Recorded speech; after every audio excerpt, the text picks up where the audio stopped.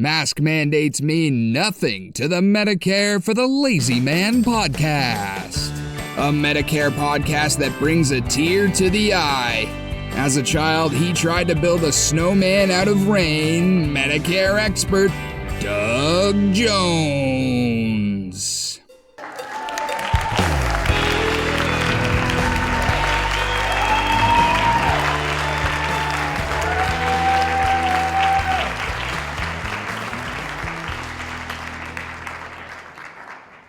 Hello, ladies and gentlemen. This is your Medicare expert, Doug Jones, being laughed at, mocked, and ridiculed from across the screen, but that's a story for another time. It is wonderful to see you or to have you with us today. You have joined the Medicare for the Lazy Man podcast. That is a podcast designed to help you feel really, really comfortable about your impending encounter with Medicare, assuming that you're going to have an impending encounter with Medicare. That's the plan anyway, and I try to help your impending encounter become successful and rewarding by encouraging you to run off to the bookstore and purchase one, two, or maybe even all three of my books about Medicare. They start with the original, the granddaddy of the series, Medicare for the Lazy Man 2025 is the current edition. Medicare for the Lazy Man 2025 is in its paperback form is available at Amazon and at barnesandnoble.com for roughly $11. You can also get it at Amazon in the Kindle version for a lot less money, $4.50. And if you have somebody in your gift list that you really love and respect and you want them to have a present it'll be a gift that keeps on giving for decades into the future, you can purchase the hardcover version of Medicare for the Lazy Man. But that's a $25 item, but boy, will your gift recipient be impressed with the quality of the choice for you that you've made for them. Also, it's available in Audible for you people that like to listen to your nonfiction works, and that is, I think, roughly $6, $6.50, something like that. They don't let me have anything to do with the price of the Audible books. And then, of course, since we have a Medicare series, we now have a book that will teach you how to select your own prescription drug plan. And people go, well, why would I want to buy a book that would help me select my own prescription drug plan? Well, here's the reason. It has gotten worse and worse and worse. When prescription drug plans first became available, agents were happy to help you because each of the plans paid commissions, so our time was not being wasted. Now, almost none of the plans, only a couple of the plans pay commissions. So an agent that you select to help you in that regard may be influenced to steer you to a plan that isn't really very appropriate for you. Otherwise, you're going to wind up, for the most part, in the more popular plans that do not pay commissions, and that makes the agent skate that edge between bankruptcy and profitability. So the agent's kind of reluctant to help you, and there are ways to resolve that, but they all involve you helping yourself. And for that purpose, you should buy my book, Medicare Drug Plans, a simple do-it-yourself or DIY guide. Now, that's a $10 paperback, but it's a $3 Kindle, and I'm told the Kindle version works very nicely. It's also available in Audible, and what I do is I walk you through the process of selecting and enrolling in the drug plan that is best for you, and you're going to have to use that process every year because every year you're allowed to get a different drug plan, and the one you have this year just may not be the best for you for next year. So that's a tool that I think you should want to put in your toolkit. And finally, I've got the most powerful book, pound for pound, in the whole Medicare world. It's called Medicare for the Lazy Man, Bare Bones. Now, that's a small, it's like a 20-page instructional manual about how to enroll in Medicare, and it will hold you in good stead. If you buy the Kindle version, it's $1. The paperback is $4.60. I don't know what the Audible version is, but it is just bare bones, no nonsense, here's what you do to enroll in Medicare. So having those three books makes you the conqueror of the whole Medicare process. And I will tell you that it's impressed more than one person, that the fact that this is a full rounded picture of your Medicare um, needs. And one of the few people that it hasn't impressed at all is Randy Carson, who is sitting right on the other side of the screen. And I'm privileged to be able to say good morning to you, Randy. Good morning, Doug. How are you? You were a little bit under the weather the Yeah, other I day? was. I sure was. And I wasn't happy about it. And I think I've, 95% recovered from it. So we're forging ahead. This is why we're recording on a Saturday. I'm taking you away from, I'm sure, fun family events in order to help our listeners get their dose of Medicare advice. I wouldn't miss it for the world, but I did figure out what was wrong with you. Oh, really? You and the content curator each Yeah. have opinions. What was your opinion? Pugslyitis. Oh, yeah. It's being too close to various things having to do with Pugsley. Well, he was marching around on the Chicago lakefront, bragging about how safe it was. It was 6 o'clock in the morning when all the murderers are asleep. Was that I was going to say, was that before he got shot in the head or no? If he got shot in the head, I haven't noticed any difference in his thought, his Hey, ability to think. well, I don't think there would be any difference because, No, there was nothing there working much anyway. no, but I'm having fun watching the ballet because the mayor of Chicago, who might be one of the slowest individuals ever to try to, become a politician, he has one way of dealing with the imminent possibility of the United States coming in to clean up his town. And then the mayor of Washington, D.C. has a completely different way of dealing with the actual fact of having the National Guard straightening up the mess that her city has become. And it's a beautiful thing to see that Washington, D.C.'s mayor is being cooperative and helpful. And Chicago's mayor is standing in the doorway blocking access, and his citizens are just in imminent risk of getting shot at any Well, given moment. I mean, I don't know whether this is true because I've never lived in Chicago. I've never had much to do with it, but I do know people are dropping down, like two or three every weekend. Is that true? Oh, no, that's not true. It's more No. like, I think last weekend there were 58 people that Oh, got oh, shot. we're up in double digits. Oh my Oh, God. yeah. Oh, that's nothing. And I believe that nine of them croaked.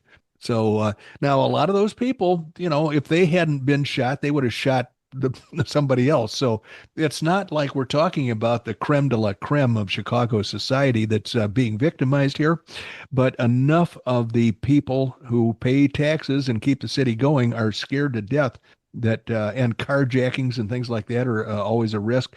So people would of all stripes would hope to see the city clean up its act, and with some help from the federal government if necessary, because apparently they're not capable of doing it on their own.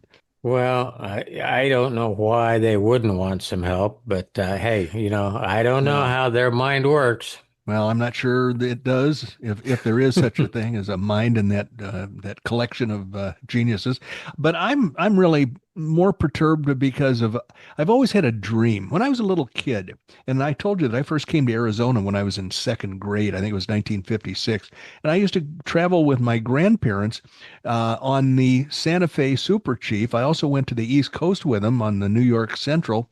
They always got and I don't know, I don't think this had anything to do with it, but my grandfather's best friend in Chicago, or one of his best friends, was the chairman of the board of the Pullman Company. But we would get on the train, and they would have a suite. The rooms would be connected to two bedrooms, and one of them had a double bed that laid down flat, and one of them had bunk beds. And so I always slept in an upper bunk, and my grandparents slept in the double bed. And two nights, and we were in Arizona or California when we went there, and it was a wonderful way to travel.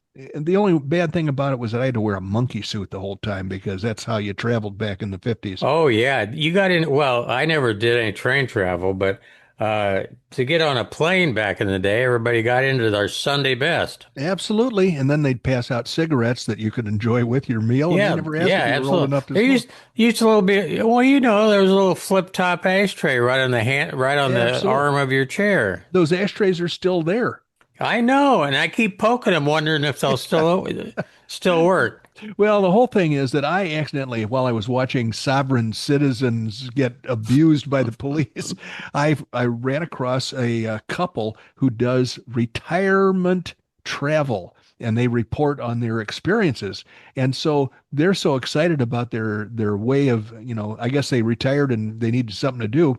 So they travel around a lot, but they wear matching hats and matching t-shirts, and Oh my God, it's no, really please. that was really putting, I have to tell you. However, they took a train ride from Washington D.C. to Chicago and then switched trains and got on one and went to California. And so I thought, man, this might be interesting. I'd like to see what Amtrak travel is, because I haven't been on a long, an overnight train trip since Amtrak took over back in 1967 or whenever it was. Yeah. So so here's what happened. They got on their train in Washington, D.C. They rented the highest level of service accommodations. Instead of a coach, instead of like a roomette, this is called a bedroom by Amtrak. And it turned out that the train had come up from Florida and nobody dumped the sewage tanks on the car. Oh my God. And That would have been pretty ripe by the time it got up there Oh, from it was Florida. it was very ripe because their bathroom in their room was Oh, was gee. it was exposed right there to the. So anyway, they rode that train to Chicago, and it was just, they said it was nightmarish, absolutely Oh, night. Then they got on a different train, and that took them to California, and they didn't have that same problem, but there was trouble with the meals, because there were these elaborate menus. And I remember those Pullman dining cars had the greatest cuisine. There would be like 10 guys in the kitchen, yeah. and they would be doing this elaborate dance, and they would never spill anything or hit each other, but the food that came out of there was always cooked to perfection and tasty. And so they found that the train was poorly stocked. So they'd order a meal, and all they'd get was a hunk of meat and none of the side dishes, or, we're out of this, we're out of that. And also the accommodations themselves. These people did not look like giants to me, but they had trouble feeling comfortable in the bunks that they had available. The rooms are nothing like the old Pullman sleeping cars used to be, because they're trying to cram more people into less space. And I'm just warning people that first class train travel is not what it used to be. And that's kind of broken my heart, because I was told, Mary, hey, we're going to take a train trip across the country one day, and you're going to see the glory that was first class train travel back in, passenger travel back in the day. And she'll never get to see that. I don't know that anybody is running the old passenger cars. Well, that would be a great question. Yeah. You know what crossed my mind is when you get into your cabin nowadays, there's another guy waiting there for you, and they're introducing you to your new best friend Bill, because he's going to be sleeping in your cabin with you. Well, these people had to change their own sheets and give them to the porter, and also their towels and stuff. When they finally had a bathroom that worked on the second train, they were their own maids, for Christ's sake. So, all How right. many thousands of dollars did we pay for this wonderful excursion? Well, I even know that much. They paid $4,700 for the two of Oh them my God. to travel from Washington, D.C. through Chicago to Los Angeles. You could have bought a car and done it on gasoline. They should have bought a car. They actually could have bought, something fairly reasonably priced, and then sold it and made the whole Oh deal. my gosh, I feel sorry for him. Well, I just wanted they're kind of silly. Their matching hats and t-shirts and everything are odd, but they did provide a valuable service in bursting my dream of taking the family on a long distance train trip. So, I mean, that the first train they got on from D.C. to Chicago, those tanks, the porter told them that they would have to use bathroom facilities that were 3 cars away. Through the dining car. They'd have to traipse through the dining car, which I imagine would make the diners happy as hell. Here are a bunch of people with yellow eyeballs wandering Dragging, through. dragging your TP with you. Yeah, that was another thing. That the car there, it hadn't been made up. There was no TP, and it was just on and on, a litany of horrors. Oh my gosh. Yeah, let's look and see if we can get one of those going. Oh boy. Well, here we go. The first thing we do on every episode of the Medicare for the Lazy Man podcast is we try to deal with the Medicare Advantage Minute, wherein we try to solve a mystery that Medicare Advantage plans have created somewhere along the line. And oh boy, where am I going to find this? I have oh yes, here we are. The Medicare Advantage Minute subject for today. The headline is shareholders are going to sue, or they have sued, United Healthcare for obfuscating. I can't pass up a headline that has the word obfuscating in it. They're United Healthcare is being accused of obfuscating business impacts from the murder of their CEO, who was Brian Thompson. The lawsuit, which seeks a class action status, alleges that United Healthcare and its executives did not properly warn investors of how the killing of their CEO would affect it. Like, how would they know? I mean, for once, they might be getting a bum rap here. So here are the points of interest from this article. United Health is being sued by a group of shareholders for allegedly hiding a corporate strategy to deny medical care and obfuscating how the killing of Brian Thompson, the CEO of the Juggernaut's insurance division, impacted the business. Another point, shareholders suffered as a result, according to the lawsuit, which was filed Wednesday, a couple of months ago, in Manhattan federal court. And the lawsuit seeks damages for United Health shareholders who purchased stock in 2024 or early 2025. Thompson was gunned down in early December while entering a hotel in Manhattan to participate in United Health's annual investor day. The killing of the CEO shocked the nation and intensified a broader debate about insurers profiting from delaying or denying medical care. And that's a subject that Randy and I have touched on many, many times here. Given that anger over those practices appeared to have driven the crime. There is data showing that United Healthcare denies care at higher rates than many of its peers. The new lawsuit zeroes in on alleged damages to shareholders from United Health's behavior, arguing that United Health's financial guidance for 2025, which was released prior to the murder, quickly became misleading in the light of the turmoil, and yet the company still reiterated it earlier this year. The statement that they put out was materially false and misleading at the time it was made because it omitted that the company was no longer willing oh boy, this is a convoluted sentence.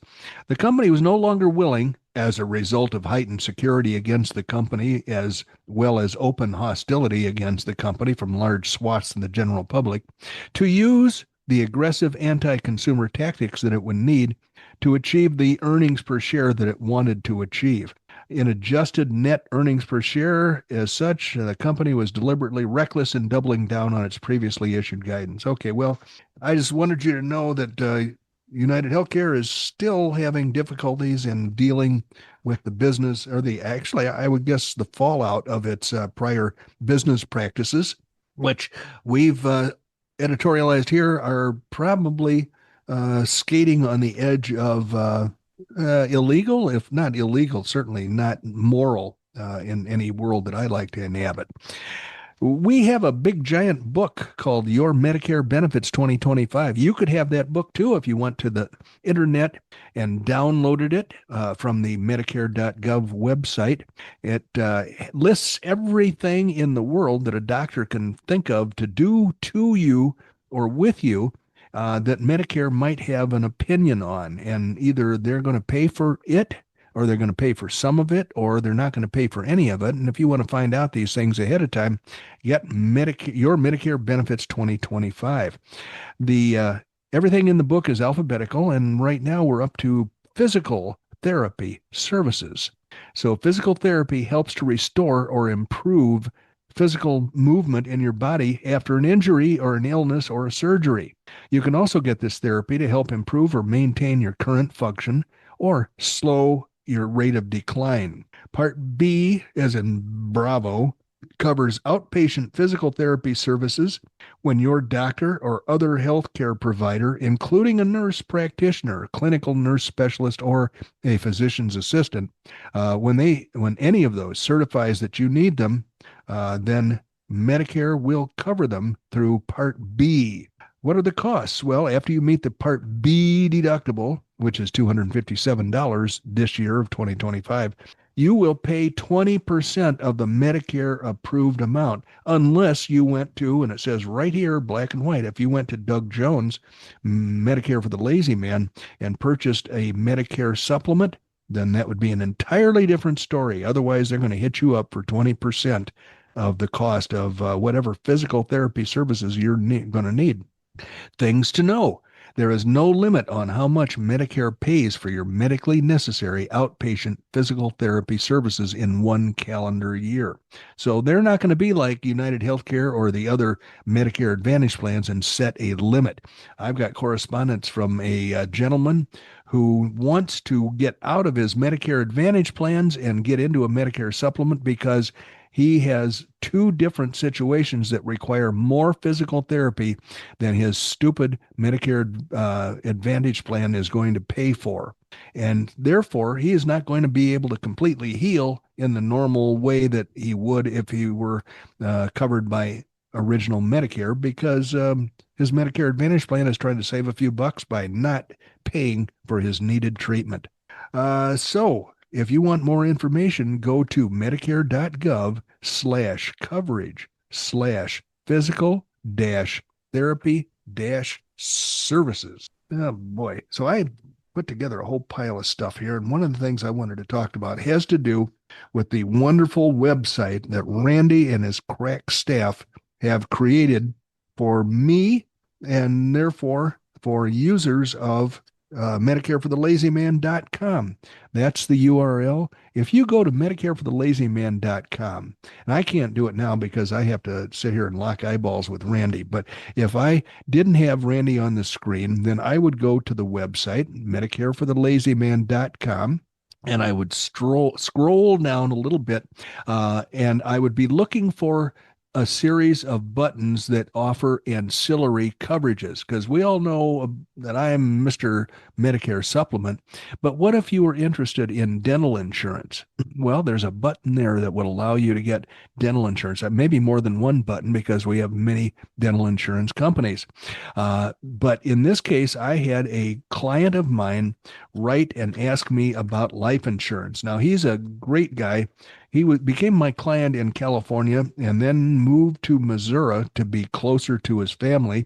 And so in this particular message, he sent me a picture of his wife, his daughters, and his grandchildren. One is a grandson, and I believe the rest are granddaughters, and fine-looking bunch of Missourians, as I told him. So he wrote to me, and he said, "Here's hoping all is well with you, as it is with my wife and I. We're blessed to live here in Missouri." He's happy. Every winter, I would go berserk. Here's a photo from last Christmas, and it's his whole family. He says, "Now to my question. Prior to our sale of the previous home and purchase of the new one," I didn't know he had moved, "I had a term life insurance policy from a company called Amrico that would pay a certain amount to Shelley or to his wife if he died.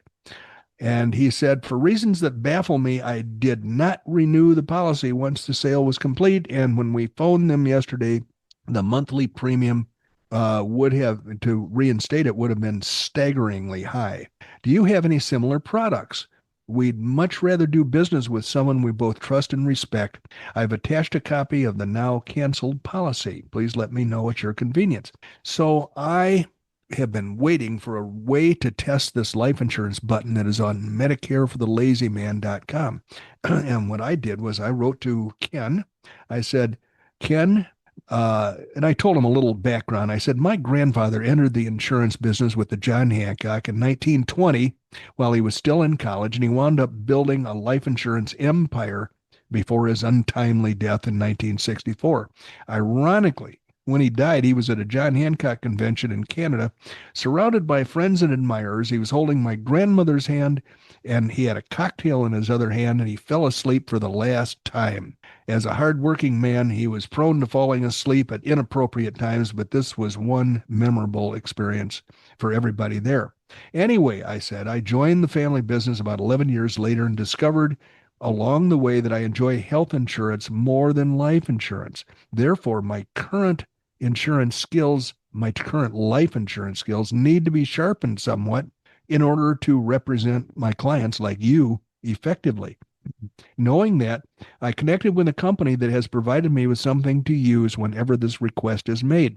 It's a link to a tool that will help you decide on the insurance you need and select the best company for that insurance. I think it will anyway. I think it will help you with the actual application for your life insurance. Would you like to give it a try? If so, go to MedicareForTheLazyMan.com and scroll down to the button labeled Life Insurance. I think it's green. Click on the green button, and I said, I want to hear your report about how your experience was. So a couple of days later, he said, my experience was excellent. And I got a notification from the company that provided the link to me that Ken had applied for life insurance through the service that they offer. And they offer that service to all of my clientele. All you have to do is go to MedicareForTheLazyMan.com and scroll down to find that life insurance button. Basically, what happens is it'll ask you some pertinent information about you, your age, your sex, your location, your general state of health, and then it starts narrowing down the options. There are many, many, many options in the life insurance world, but eventually, by asking you a series of easy questions and making it a series of very small steps, it will direct you to the kind of insurance that you feel that you need, and it will also show you the out of many, many, many companies that they have in their portfolio, it'll show you a few that it thinks would do an excellent job at providing more value for the cost than if you just threw a dart at the wall. And my valued client, Ken, discovered that Prudential had what he wanted at a very reasonable cost, and so he applied for that. Now, the other important part of this thing is, how does the process go? Is it handled efficiently and effectively, or, is it professionals that are going to shepherd his application through the insurance process? And by golly, I've been very impressed. They communicate with me every time something happens or every time something needs to be done. So I know for a fact that Ken's application is in good hands, and it has been handled in a very professional manner. So I'm saying that if you want to buy life insurance, if you think it's time that you acquired some life insurance and you want to make this a painless process and you don't want to deal with any stupid insurance freaks like me, then one way to do it is to go to MedicareForTheLazyMan.com and scroll down to the green button and follow the instructions, and you will have I think, a very rewarding experience. Whether you buy or not, it may guide your thinking, and it may help to narrow your focus a little bit, so that if you decide to do something in the life insurance realm, you'll have a roadmap to follow. So that's my thought on that. And finally, I've had complaints from Massachusetts about some of these quizzes that I've tested Randy on, and how stupid they are. But I beg to differ. If they're nothing, they're entertaining. And here we have, I don't know how one would measure this. The quiz that I'm going to throw out at Randy right now, the hardest working states in the United States. Now, how in the heck would somebody measure the hardest working states? Well, I'm going to read you the Wallethub analysis here. This Wallethub is a personal finance website, and its 2025 survey, the hardest working states in America, brand new results. It's based on an analysis comparing states across 10 key indicators of work, 10 indicators ranging from average work week hours to annual volunteer hours per resident. I don't think volunteer hours and regular work week hours should be mixed up. I don't think they should be confused with each other. But Wallethub compared the 50 states across two dimensions, direct and indirect work factors. Direct work factors were weighted at 80 points, and indirect work factors were weighted at 20 points to inform overall scores.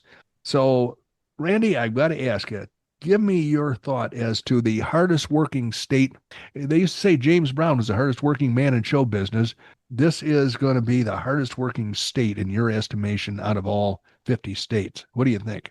Well, I'm kind of flummoxed Okay, you because might want to turn your mic on. He's pontificating up a storm. Uh-oh. Is your mic on? I do have my mic on. Okay, well, that was my my headphones that were not on. Your ears were off. That's right. That's right. So, Okay. for my edification, could you begin again? That's a tough one, Doug. How do you gauge the hardest working state?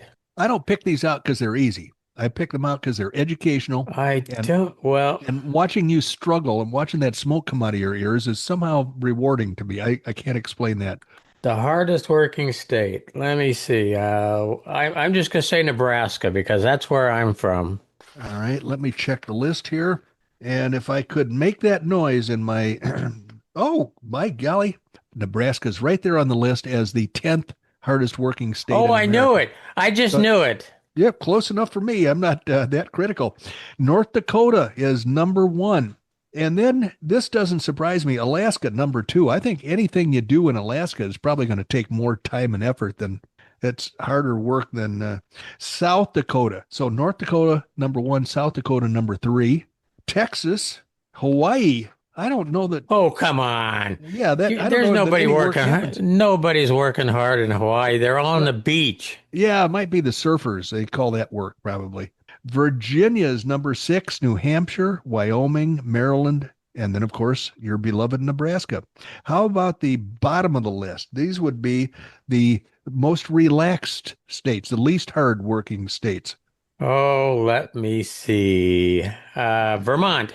You know, I can't explain. Normally, the bias, the political bias, comes screaming off the page at me, but in this case, that's not happening.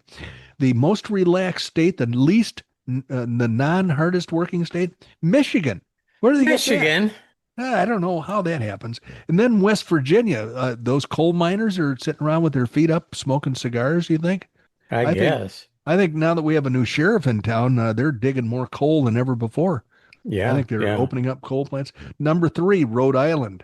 Number four, Nevada. Okay, I can see where they may not be a lot of there may not be a lot of physical labor going on. California.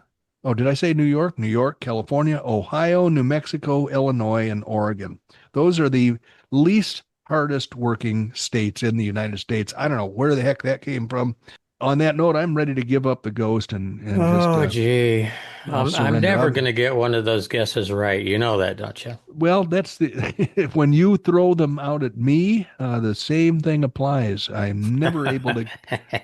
So it's the only way I have to combat your trivia. What happened on this day in 1286? Let's see. Okay, touche. All right, so I've got a couple, three things I need to do to get this suitcase packed up and ready to ship. Number one is reach out, get your pencil. This is a very important email address, dbj@mlmmailbag.com. You can reach out day or night to Doug using that address, and he will respond to you because he monitors that address 24/7. Don't forget, Doug is licensed in every state of the union to help you with your Medicare supplement planning. MedicareForTheLazyMan.com. We just talked about some things that are available on that site, our main website, MedicareForTheLazyMan.com. We would appreciate some reviews as you run through the internet. We're coming down to the final quarter. We're staying ahead of the travel logs, and we want to stay there. So please drop some reviews for us. We'd appreciate it. Last but certainly not least, thank you. Thank you for joining us today. You could have been anywhere doing anything, but you chose to spend some valuable time with us listening to Medicare for the Lazy Man podcast. But nobody knows for sure how much time you spent, but I do. You have just spent about 32 and a half minutes with Doug Jones, the insurance guy, originally from Oklahoma, now living in the disease-ridden area of Pugsley Pugsley Plains? Is that what it is? Sure, that sounds like a little neighborhood within the larger Pugsleyville. Let's call it Pugsley Creek. Well, you're going to run out of things to laugh at pretty soon because it won't be long before we'll be headed back out to our beloved Arizona where we belong. So I'm looking forward to that. But anyway, thank you, ladies and gentlemen, for joining us. It's been a wonderful experience to have you with us today, and I'm hoping that you'll come back and join us for our next episode. Bye-bye.